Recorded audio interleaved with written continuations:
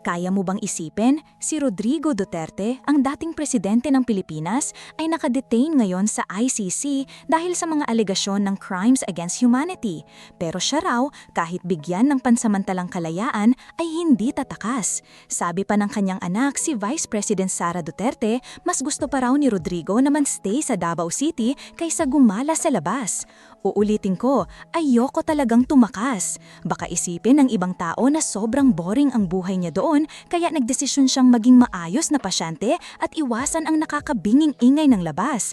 In fairness, ngunit sa mga batas ng Rome Statute, may posibilidad na makakuha siya ng pansamantalang kalayaan. Pero hindi ito basta-basta. Kailangan munang suriin ng korte kung may urgent and exceptional circumstances.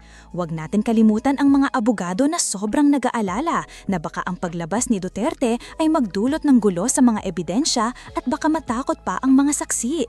Kaya naman, nakapagsumiti na ang legal team niya ng isang motion para sa kanyang pagkakataon at mukhang maraming kailangan pang asikasuhin. Sa huli, mukhang si Duterte na ang magiging unang Asian leader na mauurong sa world stage dahil lang sa pagbubukas niya ng Duterte's Detention Cafe.